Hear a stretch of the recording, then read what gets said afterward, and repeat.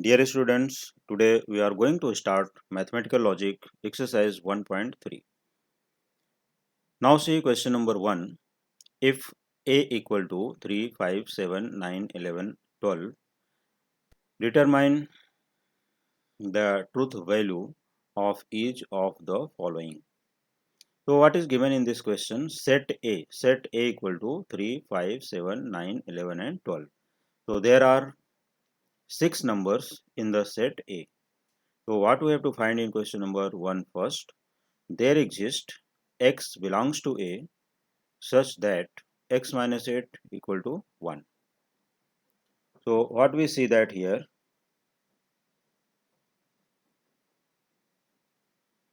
we choose x equal to 9 and 9 belongs to A.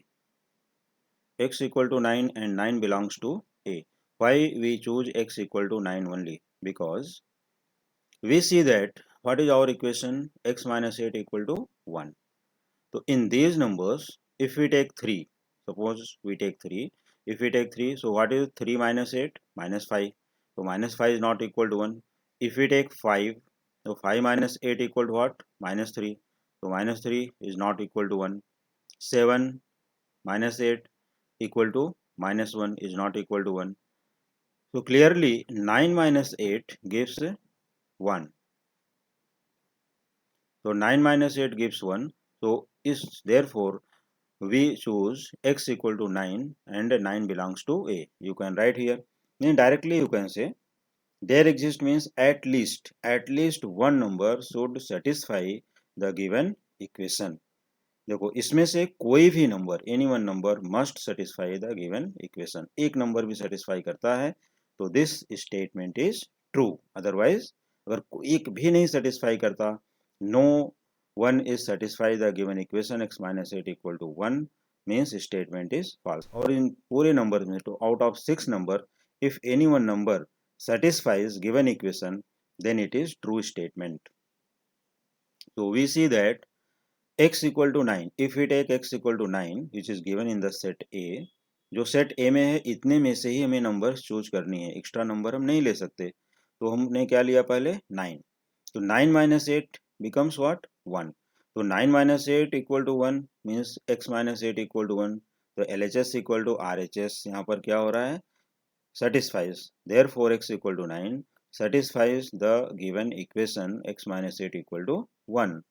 Then you can say the given statement is true. Therefore its truth value is t. तो इतना लिखना है इसमें से कोई भी नंबर, जैसे भी मान लो कि हम 11 माइनस 8 लेते हैं तो 11 माइनस 8 क्या हो जाएगा 3 नॉट इक्वल टू 1. 12 माइनस 8 अगर लेते हैं तो क्या हो जाएगा 4 नॉट इक्वल टू 1. तो सिर्फ एक ही नंबर ऐसी है 9. 9 सेटिस्फाइज द गिवन इक्वेशन. तो यहाँ पर देखो क्या लिखा है, देयर एग्जिस्ट, ये सिंबल है there exist. There exist x is an element of A, or you can say there exists x belongs to A. So read as x is an element of A or x belongs to A. Correct. और ये symbol किसका है, there exist, और इसकी meaning होती है eight least one. तो कम से कम एक नंबर जो सेट ए यहाँ पर दिया है इसमें से सेटिस्फाई होगा इक्वेशन या इनइक्वलिटी, जो भी दिया रहेगा इक्वेशन और इनइक्वलिटी. अगर वो सेटिस्फाइज है तो भी हम लिख सकते हैं कि it is true, otherwise it is not true, that is false. तो यहाँ पर अपने को स्टेटमेंट क्या मिला, it's a truth value is T. तो very easy, you can solve easily this question. Clear. तो अभी अगर समझ में आ गया होगा तो आगे हम चलते हैं, क्वेश्चन नंबर सेकंड लेते हैं और ये क्वेश्चन नंबर सेकंड भी आराम से सॉल्व कर सकते हो. तो now see question number second.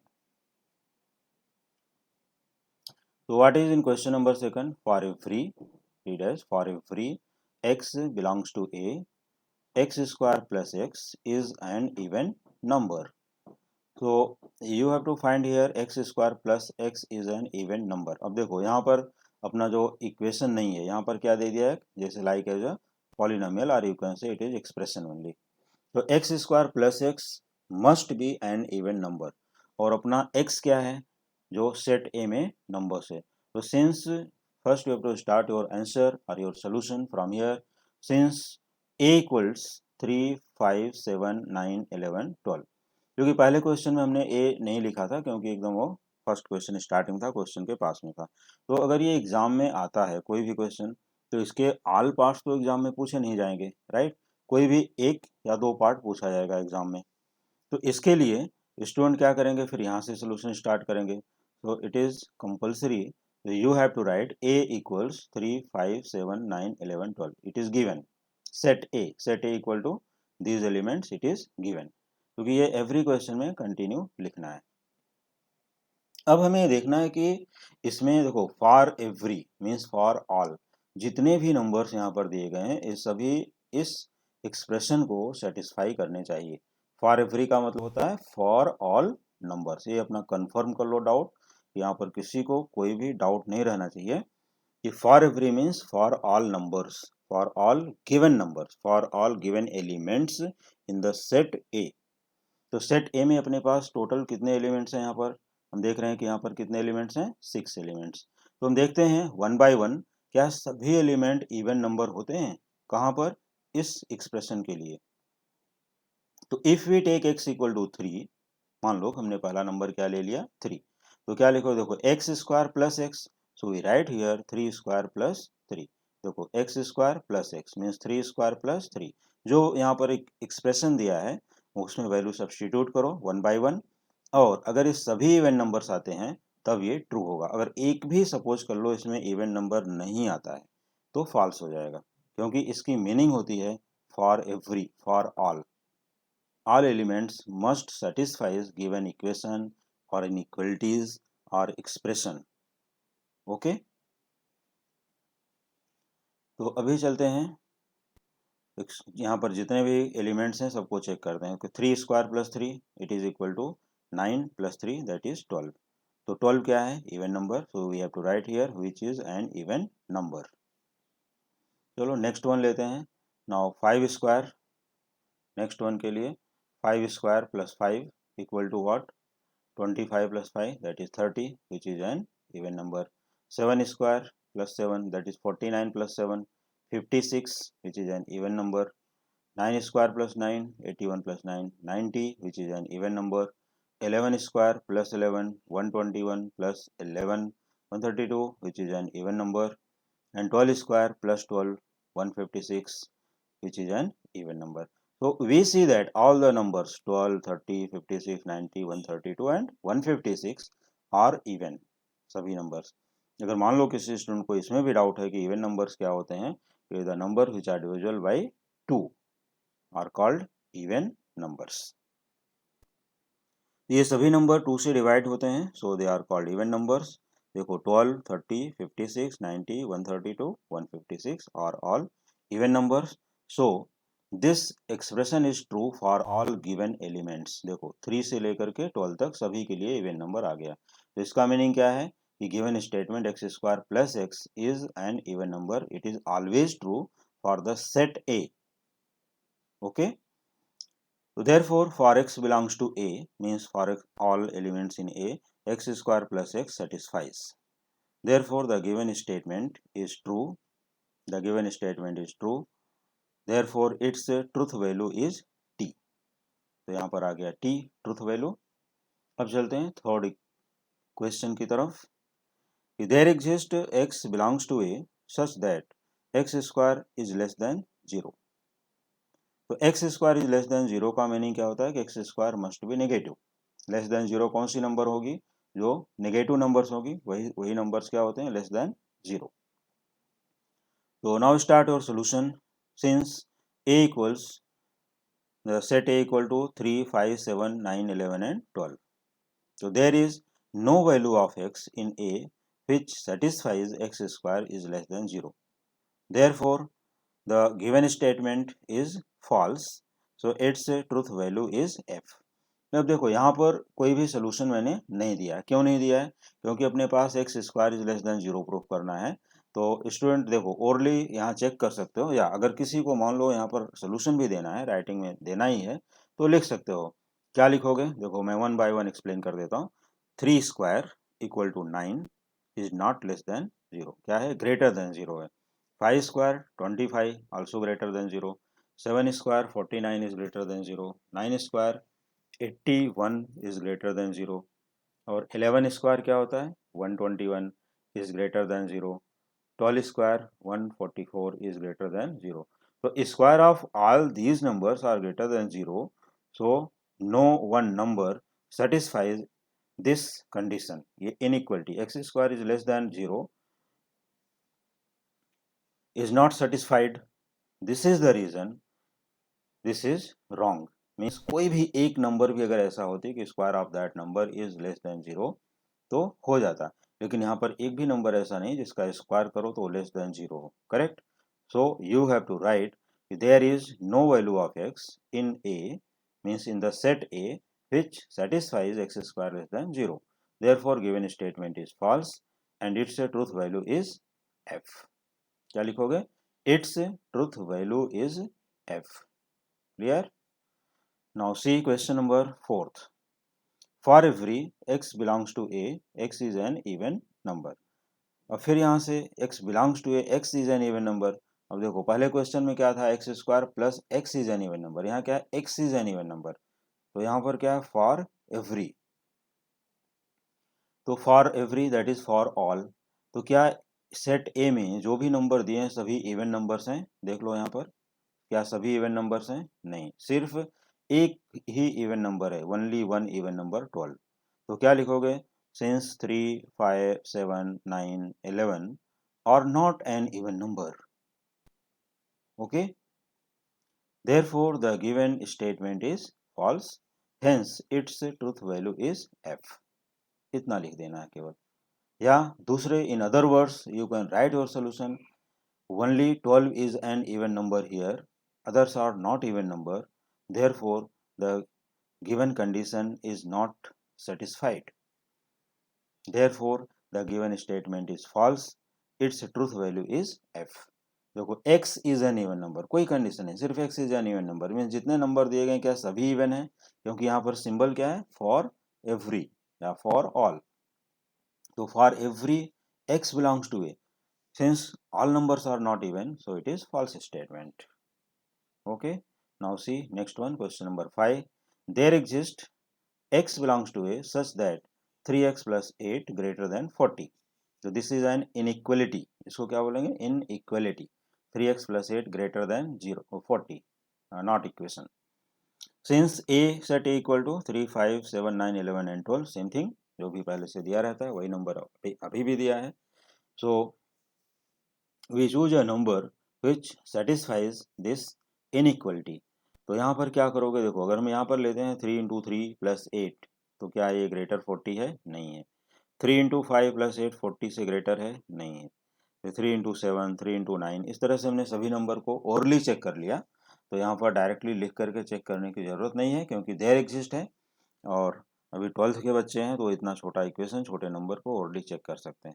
या जो लोग इसका सोल्यूशन देना चाहते हैं वो लिख भी सकते हैं. तो अपना लेकिन सेटिस्फाइज कंडीशन कहाँ से चालू होता है? For 11 and 12.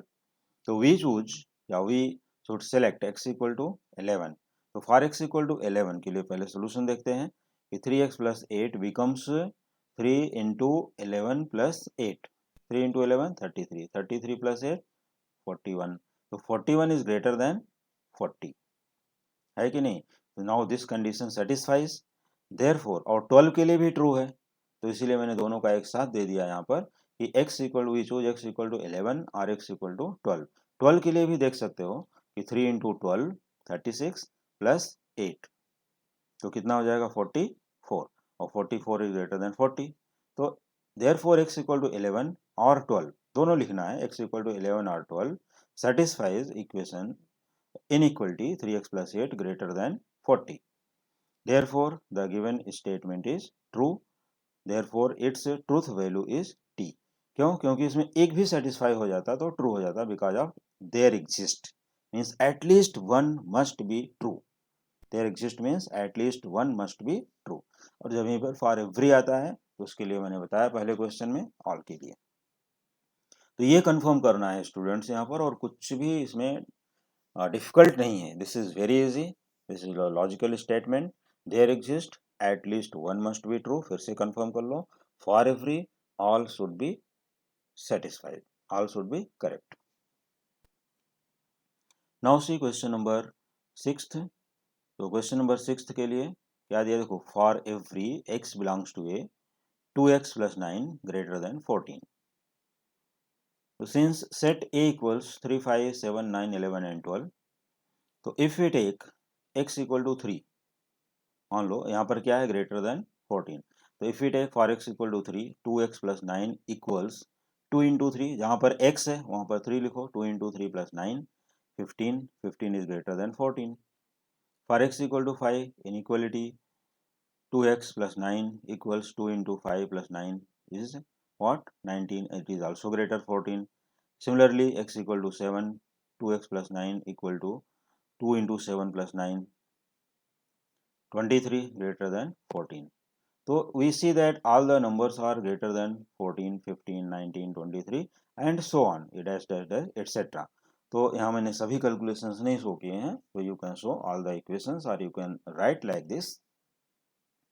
So here all values of x, we see that all values of x belongs to a satisfies inequality 2x + 9 greater than 14. हो गया. यहाँ पर सेटिस्फाई कर रहे हैं कि सभी नंबर 3 लेते हैं तो भी सेटिस्फाइज है, 5 लेते हैं, 7 लेते हैं, 9 लेते हैं या 11, 12 लेते हैं तो सभी के लिए ये सेटिस्फाइज है, ग्रेटर देन 14 ऑलवेज आता है. So you can write here for all values of x belongs to A satisfies inequality, or you can say given inequality 2x + 9 greater than 14. therefore the given equation और inequality जो भी दिया रहेगा, तो given inequality is true. its truth value is t. Clear हो गया यहाँ तक.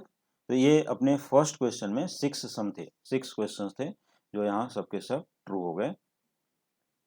सभी के लिए ट्रू और फॉल्स वैल्यूज फाइंड कर ली गई और 6th क्वेश्चन में सभी कैलकुलेशंस, सभी वैल्यूज के लिए इनइक्वालिटी ट्रू है. So you have to write here the it's truth value is T, that is true.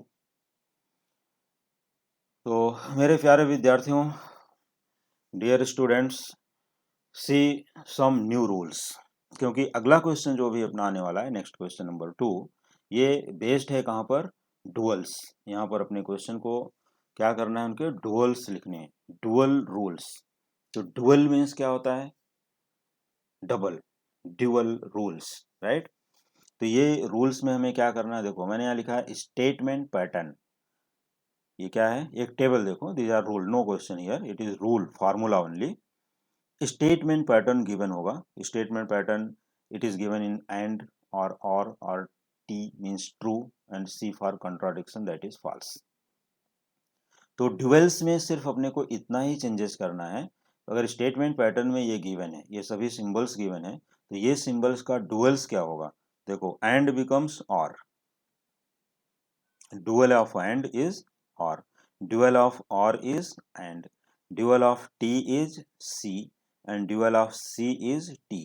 तो यहां पर मैं c और t का मीनिंग कंफर्म कर देना चाहता हूं कि t मीन्स ट्रू, तो ट्रू का अपोजिट क्या होता है, फॉल्स.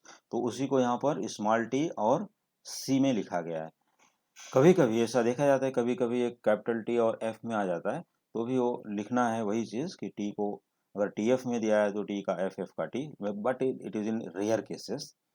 और small T and small C ये क्लियरली यहाँ पर रहेगा. तो T for true and C for contradiction, मतलब टी फॉर यहाँ पर ट्रू, सभी एलिमेंट ट्रू हैं, दैट इज टाटोलॉजी, और सी फॉर कंट्राडिक्शन. और अगर कंट्राडिक्शन का डुअल निकालना है तो क्या होता है, टाटोलॉजी, दैट इज ट्रू. ठीक है. तो ये अपने dual rules are very easy. फिर से देख लो, एंड बिकम्स और becomes and, T becomes C becomes T. These are the rules और you can say formula for the duals. तो यही इतने फार्मूले से हम लोग क्वेश्चन नंबर 2 को सॉल्व करेंगे. ठीक है. या डुअल्स के लिए अदर कहीं पर भी कोई भी क्वेश्चन आ सकता है, इन एनी कॉम्पिटिटिव एग्जाम्स और इन कॉलेज एग्जाम्स और इन बोर्ड एग्जाम्स, तो कहीं भी आ सकता है डुअल्स. ये रूल फॉलो करो फॉर द डुअल्स ओनली, ये ध्यान देना है. Now see question number 2. Write the duals of each of the following statement pattern. Right? तो यहाँ पर मैंने क्या किया है, देखो लेफ्ट हैंड साइड में सभी क्वेश्चंस लिख लिए हैं, लेफ्ट हैंड साइड में ऑल क्वेश्चंस, और राइट हैंड साइड में उनके डुअल्स. ठीक, तो स्टेटमेंट यहाँ पर सब ये गिवन है। अपना first question, question number 2, first what is given, P और Q and R. P are Q and R के लिए अपने डुअल्स चेंज करने हैं। तो देखो लेटर्स या अदर्स में कोई चेंजिंग नहीं होगी, लेटर और नेगेशन में कोई भी चेंजिंग नहीं होती है, सिर्फ अपने को सिंबल्स यहाँ पर चेंज करने हैं। तो p are Q and r, what is dual, p and q or. देखो सिर्फ यहाँ पर और का एंड हो गया और एंड का आर हो गया, बाकी कुछ भी चेंजेस नहीं करना, as it is bracket etcetera जो भी रहेगा वो सब सेम लिखना है, सिर्फ एंड और को चेंज कर दिया, ये हो गया dual. Second, p and q and r, this becomes p are q or. Third one, p are Q and r s, p and q और R and S. So dear students, here it is one mistake. It is, this should be and. Okay.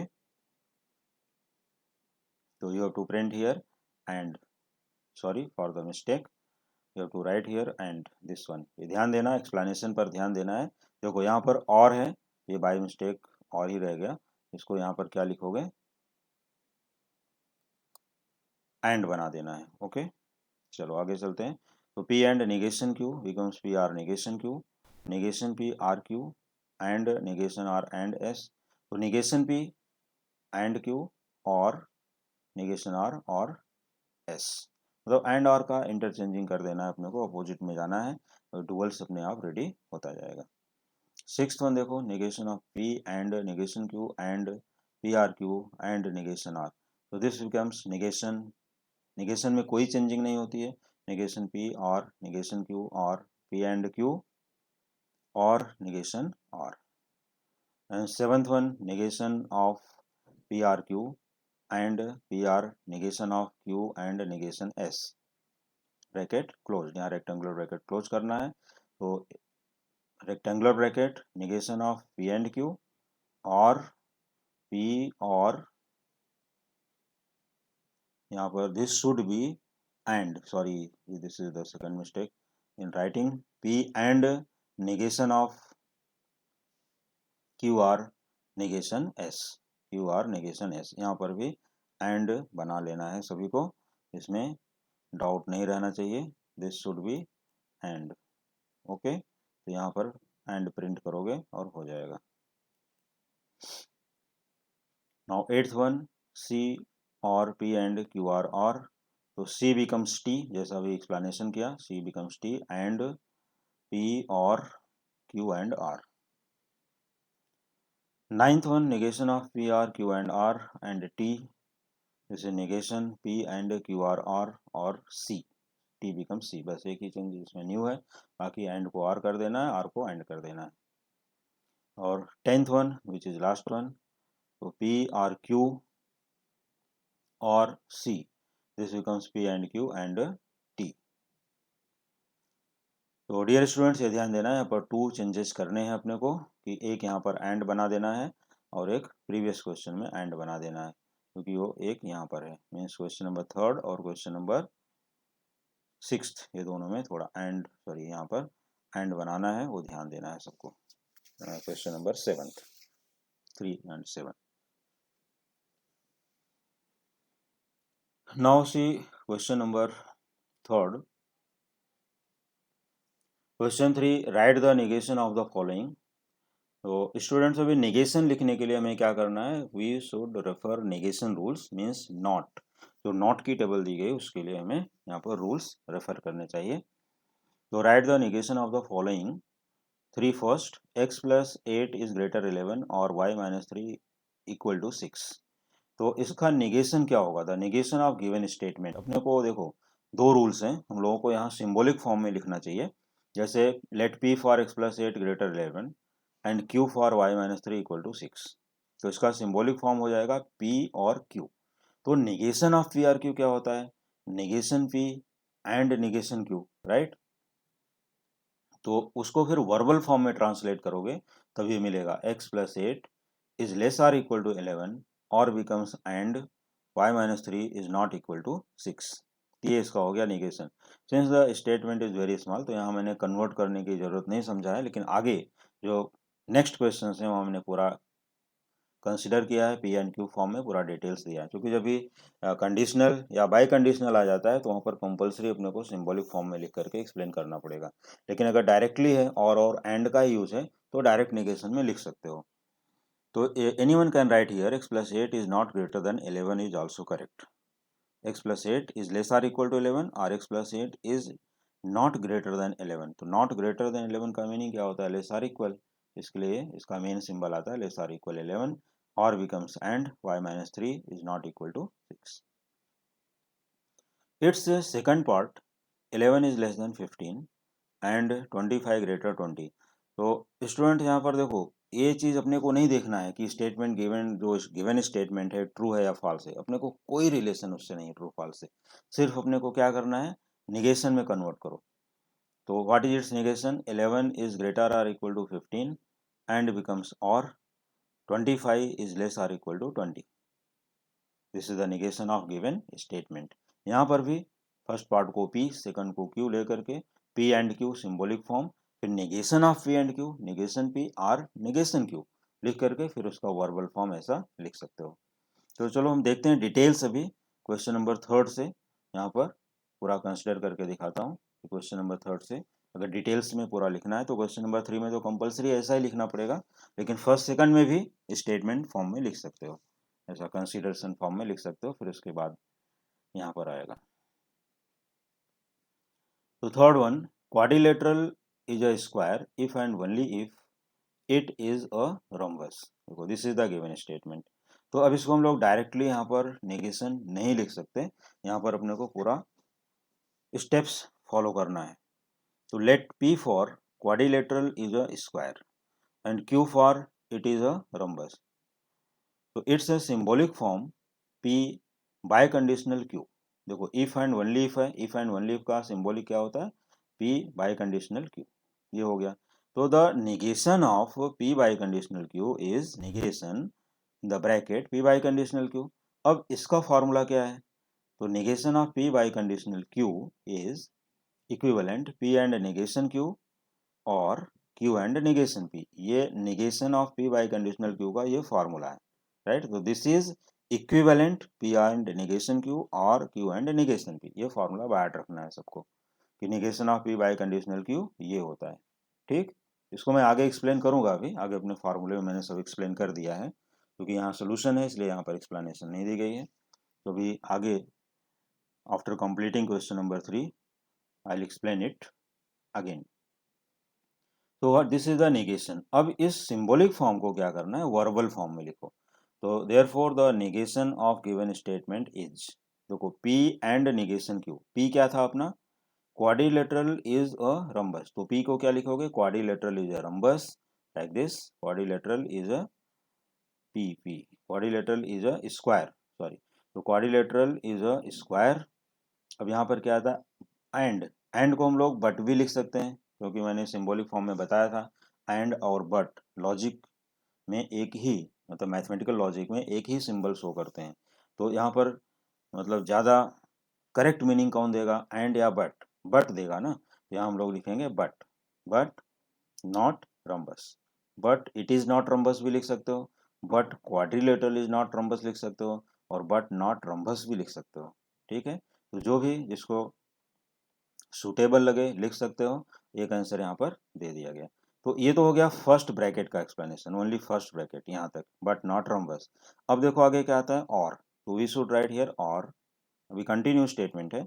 अब second bracket का explanation लेते हैं, Q and negation P. तो Q and negation P में क्या आएगा कि quadrilateral is a rhombus but not a square.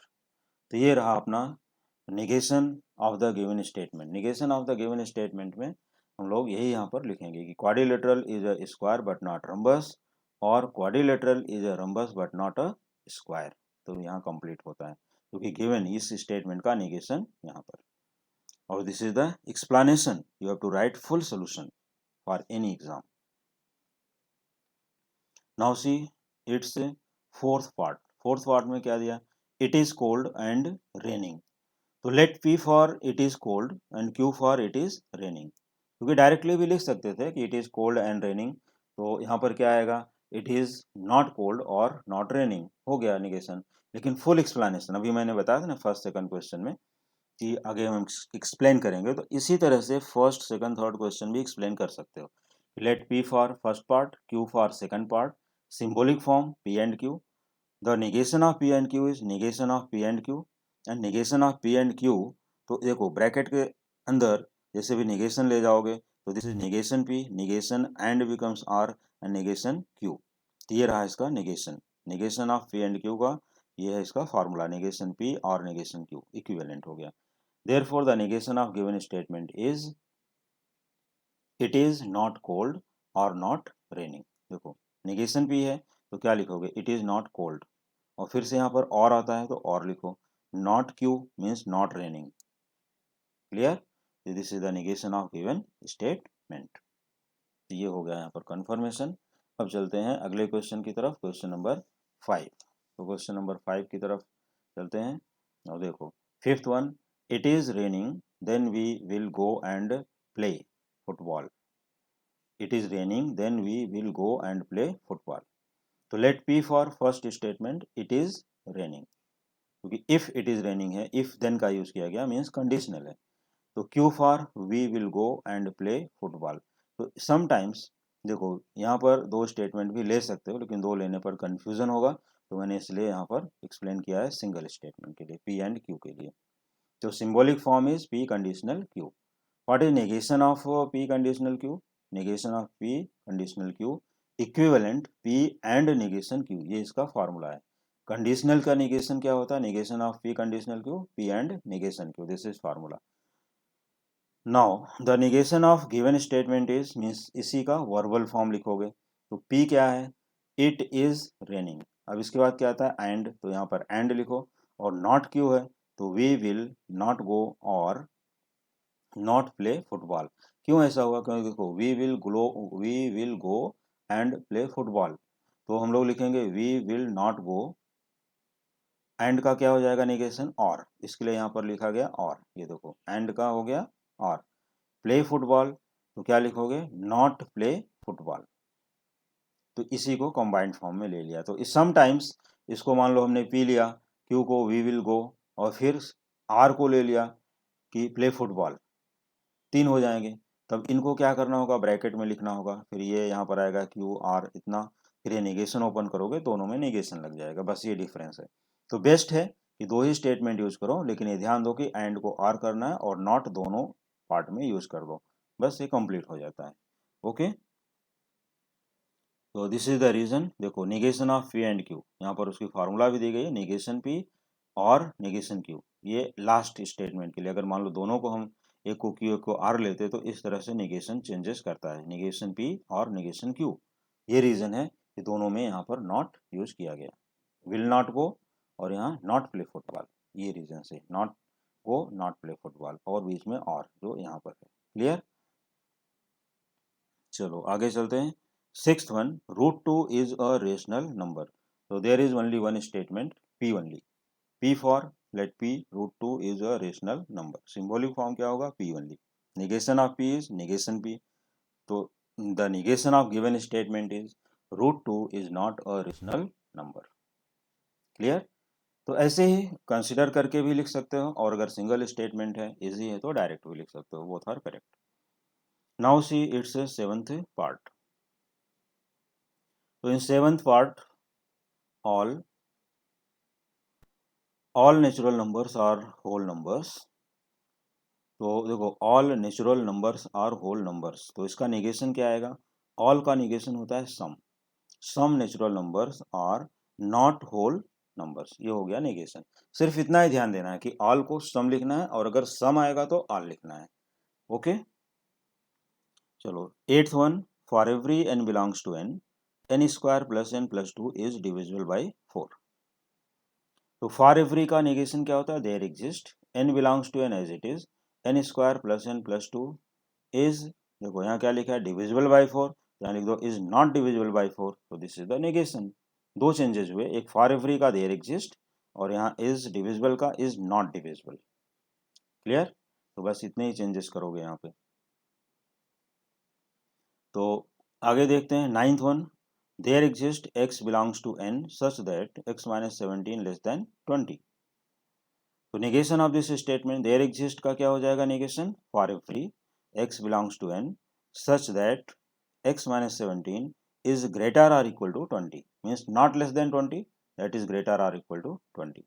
तो ये रहा अपना क्वेश्चन नंबर 3 और क्वेश्चन नंबर 3 कंप्लीट हो गया। तो अभी क्या करते हैं हम लोग, नेक्स्ट एक्सरसाइजेस आने वाली हैं अभी या नेक्स्ट क्वेश्चन आने वाला है, उसके लिए कुछ रूल्स जो इस एक्सरसाइज में यूज हुए उसका एक्सप्लेनेशन देख लेते हैं कि what are the explanations of the symbolic form, negations या अदर रूल्स जो भी आते हैं वो देख लो। तो देखो यहाँ पर डबल स्टार कर दिया हूँ और हमने जो फार्मूला बीच में नहीं दे पाए उसको यहाँ पर लिखा गया कि negation of some is all. अगर सम आता है किसी स्टेटमेंट में, सम SOME, तो उसका नेगेशन क्या होता है? All. Negation of all is some, all आता है अगर उसमें तो उसका नेगेशन सम लिखोगे। और negation of there exist is for every, किसी स्टेटमेंट देयर एग्जिस्ट आता है तो नेगेशन के लिए वहाँ उसका नेगेशन फॉर एवरी यूज करोगे या फॉर ऑल, जैसा कि क्वेश्चन नंबर 9 में देख सकते हो। यहाँ देयर एग्जिस्ट आया था, इसका नेगेशन फॉर एवरी लिखा गया। और negation of for every is there exist, ये आया था अपना क्वेश्चन नंबर 8 में। फॉर एवरी आया तो इसका नेगेशन देयर एग्जिस्ट लिखा गया। क्लियर? तो ये रूल्स सभी स्टूडेंट को अच्छे से बांट रखने हैं। और दूसरी चीज़, डियर स्टूडेंट्स, अगर अभी तक आपने चैनल सब्सक्राइब नहीं किया है तो प्लीज़ सब्सक्राइब एंड लाइक। अगर आपको टीचिंग पसंद आ रही है तो प्लीज़ लाइक कीजिए और सब्सक्राइब कीजिए। सब्सक्रिप्शन किसी भी स्टूडेंट के लिए कंपलसरी है, आप केवल फ्री में सब्सक्राइब कर दो। क्या है उसमें, कुछ भी नहीं लगता आपका, कोई टाइम भी नहीं जाता है, जस्ट टच सब्सक्राइब बटन, जहाँ पर सब्सक्राइब लिखा है आप उसको वंस टच कर दो। और हमारे जितने व्यूअर्स हैं अभी तक, आप लोगों ने काफ़ी अच्छा रिस्पांस दिया है। अभी तक हमारे सभी व्यूअर्स की संख्या विद इन 1 मंथ जो है टोटल 2500 के ऊपर है व्यूअर्स। लेकिन आप लोग सब्सक्राइब नहीं करते हैं, भूल जाते हैं, सिर्फ अपने क्वेश्चन के चक्कर में जल्दी जल्दी होमवर्क पूरा करते हो। तो प्लीज़ जैसे ही वीडियो स्टार्ट करते हो पहले सब्सक्राइब कर लो, फिर उसके बाद कंटिन्यू अपना फॉलो करो और अपने फ्रेंड्स को भी लिंक शेयर कीजिए, जिससे ज़्यादा से ज़्यादा आपके फ्रेंड्स जुड़ेंगे चैनल से तो सब्सक्रिप्शन कंटिन्यू होता जाएगा। Okay, now see next formula which is very important, right? तो rules of converse, inverse and contrapositive. तो rules of converse, inverse and contrapositive, तो गिवन स्टेटमेंट क्या रहेगा अपना? ये कन्वर्स, इनवर्स, कंट्रा पॉजिटिव अभी सोचते होगे सर कहाँ पर आएगा? This will come in question number 4 of the same exercise, in exercise 1.3। ये आने वाला है, जो मैं आज की वीडियो में नहीं उसको नेक्स्ट वीडियो में दूंगा। क्यों? क्योंकि अभी तक आप लोगों ने आज काफ़ी रूल्स नए सीखे। कौन कौन से? नेगेशन, ड्यूअल्स और ट्रू फॉल्स के लिए कौन सा ट्रू है कौन सा फॉल्स है स्टेटमेंट चेंजेस करने के लिए। तो इसके लिए इस वीडियो में इतना ही देखना है, लेकिन नेक्स्ट वीडियो के लिए फार्मूला क्या यूज़ होगा उसको मैं बता देना चाहता हूँ कि इफ़ देन, कोई भी स्टेटमेंट गिवन स्टेटमेंट में if then p conditional q रहेगा तो उसका कन्वर्स होगा q conditional p, q conditional p. और इन्वर्स लिखने के लिए जो गिवन स्टेटमेंट है उसमें दोनों साइड नॉट यूज़ करोगे।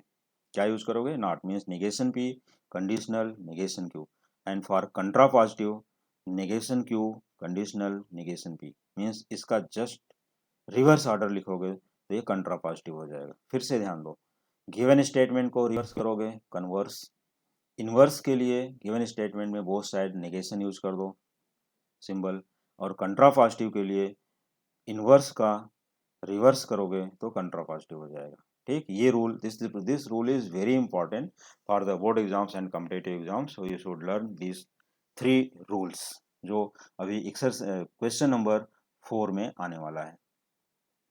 और रूल्स ऑफ निगेशन, कुछ रूल्स ऑफ निगेशन जो हमने बीच में अभी यूज किए आज के लिए, उनका भी एक एक्सप्लेनेशन यहाँ पर देख लो कि उनके एक्सप्लेनेशंस क्या हैं। The negation of P is negation P means for single statement, कोई भी सिंगल स्टेटमेंट है चाहे वो पी क्यू आर कुछ भी हो उसका निगेशन लिखना है तो just you have to write negation P, negation q, negation r, negation s and so on in any form, not only in PQRS, in XYZ also you can write. Second one, the negation of P and Q is negation P or negation Q. The negation of PRQ is negation P and negation Q. The negation of P conditional Q is, देखो negation of P conditional Q, तो पहले हम देखते हैं कि negation p conditional Q क्या होता है। देखो negation as it is, this is equivalent to negation. P conditional q का एक और फार्मूला है, p conditional Q is also equivalent to negation P R q. अगर इसको किसी को चेक करना है तो ट्रूथ टेबल बना के चेक कर सकते हो कि पी कंडीशनल क्यू और निगेशन पी आर क्यू का जो टेबल आएगा वो दोनों का सेम आता है एलिमेंट्स। तो यहाँ पर देखो क्या है, negation of negation P R Q, तो negation negation P, negation or becomes and negation Q. इसके लिए फॉर्मूला होता है negation of P conditional Q is equivalent to P and negation Q. तो स्टूडेंट को सिर्फ इतना ही याद रखना है, ये दोनों negation of P conditional Q equivalent P and negation Q. Now see the negation of biconditional. The negation of p biconditional q is negation of p biconditional q. Equivalent negation, देखो ये negation जो है as it is रखना है, rectangular bracket p conditional q and q conditional p, means p by conditional q का ये statement equal होता है। इसका चेक करने के लिए ट्रूथ टेबल में जाना पड़ेगा TF में। ना ओपन द ब्रैकेट, तो को negation p conditional q, negation यहाँ पर आएगा एंड बिकम्स और negation of q conditional p। अब प्रीवियस फार्मूले से, इस रूल से क्या होता है, negation of p conditional q p and negation q, उस फार्मूले से इसको ब्रेक कर दो, तो this will be p and negation q और as it is q and negation p। so you should learn it, negation of p by conditional q is equivalent p and negation q or q and negation p directly and use in the negation statements. जहाँ पर भी negation में convert करना है, by conditional आता है use this formula, conditional आता है यूज दिस फार्मूला, और एंड और आता है तो ये फार्मूला यूज करो, और सिंगल स्टेटमेंट आता है तो डायरेक्टली नॉट यूज करना है। ठीक है, तो सबसे इम्पॉर्टेंट अभी हम लोगों को जो नेक्स्ट क्वेश्चन में लेना है, this one, this is a very important. तो आज का वीडियो अगर आपको अच्छा लगा, पसंद आया, तो please like share and subscribe. Thank you.